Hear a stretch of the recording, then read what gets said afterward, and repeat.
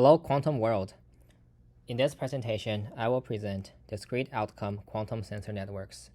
This is a paper published in Physical Review A. The authors are Mark Hillery, my advisor Himanshu Gupta, and myself, Caitao Zhan. The table of content has 5 chapters. I will first begin with introduction and motivation. Introduction. Quantum resources, such as entangled state and squeezed light, can improve the performance of a quantum sensor network. This picture is an example of an entangled state, and this is an example of a squeezed light. More attention is in estimating continuous parameters, or the 1/n uncertainty scaling. However, less attention is in estimating discrete parameters. For example, a detector estimates a binary parameter. A click implies a signal is present, or no click, which implies there's no signal present. This talk focuses on estimating discrete parameters. The motivation for discrete sensors is that there is a need to figure out whether a detector has detected something or not. This problem is naturally described by a discrete variable rather than continuous variable. Imagine detectors that detect magnetic field. If a field is present at the location of a detector, its state will be altered. We have several quantum sensors in a field. If we can tell which detector state is altered, then we know that there is a magnetic field in the vicinity of that fired detector. Another example is quantum illumination or quantum radar. In quantum radar, you have an entangled pair of photons. We send one photon into the area you are monitoring. If there is a target, then the photon will hit the target and reflect back. Then at the detector, it will figure out that the reflected photon is altered. Then we know that there is an object in the area. Now we will talk about the problem of this presentation. The figure is an illustration of the problem.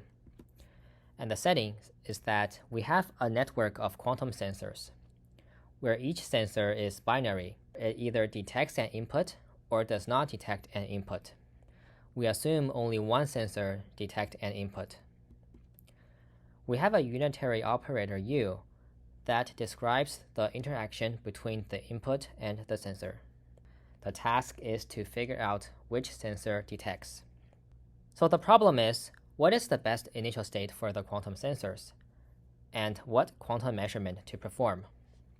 So the problem has 2 parts. The first part is initialization. In general, initialization is an important step in various quantum applications, such as the VQE, or Variational Quantum Eigensolver, and also QAOA, or Quantum Approximation Optimization Algorithm. The second part of the problem is the measurement problem. In the popular gate-based quantum computing model, measurement by default is the computational basis measurement. But in theory, the measurement can be more general, and the general measurement is called the POVM, which stands for Positive Operator Valued Measurement. In this talk, we use the POVM. Now I will talk about the U, the interaction between the input and the sensor. An example of U can be the rotation of a spin caused by a magnetic field, or a phase shift induced in a state of light by a transparent object. We assume that the U can be decomposed into the following eigenvalues and eigenvectors. For the eigenvalues, we assume that the 2 eigenvalues are e to the plus I theta and e to the minus I theta. And for the eigenvectors, we assume that the eigenvectors are the ket U plus and the ket U minus. Since U is a unitary operator, the ket U plus and ket U minus are orthogonal. In this talk, we also assume that theta is in the range of minus pi over 4 and positive pi over 4. Now I will start talking about the 2 sensor case. This is 2 sensors, in the cat psi, if the first sensor detects, the initial state cat psi will evolve into U tensor I cat psi. So here the red one shows that the first sensor is detected. If a second sensor is detected, then the initial state cat psi will evolve into I tensor U cat psi. Figuring out which sensor detect can be reduced to discriminating these two states. For the minimum error discrimination, the optimal probability of success can be expressed in the following equation. Note that our interest is not the optimal success probability.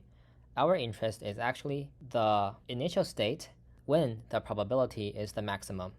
So it is the argmax cat psi of the probability of success. Now let's look at the expression here, and we observe that this thing in the middle is actually the inner product of two states. So we know that the success probability is directly impacted by the inner product of two states. Now let's do the analysis for the two sensor case. We have our U and the eigenvalues and eigenvectors. We express the initial state cat psi in the basis of U minus minus, U minus plus, U plus minus, and U plus plus. And the respective amplitudes are psi0, psi1, and psi3. The inner product, Z, can be expressed as a function of the eigenvalues and the amplitudes. The possible values of Z are illustrated in the red triangle below. Here we have a unit circle, and this is the red triangle where the 3 points are e to the plus 2I theta, e to the minus 2I theta, and 1. The probability of success will be equal to this expression when theta is larger than 0 and smaller than pi over 4. And the probability of success will be 1 when theta is larger than pi over 4. When we want to maximize the probability of success, we want to minimize the absolute value of Z. And the absolute value of Z in the figure means that it is the distance between the point to the origin. If we want the minimum distance, we want the Z to be precisely located at the intersection of this vertical line and the x-axis. So when the Z is at this point, the psi1 and psi2 will equals to 1 over square root 2, and psi0 and psi3 will equals to 0. For the two sensor case, the optimal initial state is expressed by this equation. For the two sensor case, the optimal measurement is well known. It is solvable. So the real question is, what about over two sensors? When it is over two sensors, we do not have the previous beautiful geometric interpretation. So it is more challenging. For the general n sensor case, this figure shows the problem. We have a sensor network that has n sensors. One of them is impacted by the U, but we do not know which one. Any one of the sensors can be impacted, so we will have n different final state, and we use a set of cat phi. So the problem of figuring out which sensor is impacted is reduced into a quantum state discrimination problem, where we are discriminating the n final states. The result of the quantum state discrimination will tell us which sensor fired.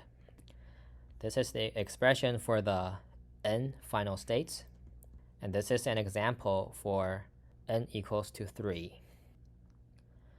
This is the basis for n sensor. The Hilbert space has a basis consisting of n qubit states, where each qubit is either cat u minus or cat u plus. We assume the initial state cat psi is symmetric. Being symmetric means that a state is invariant under permutations of the qubits. The symmetric ket psi can be written as ket kn, or equal superposition of all the basis elements with k number of ket u plus. This is also called a Dickey state.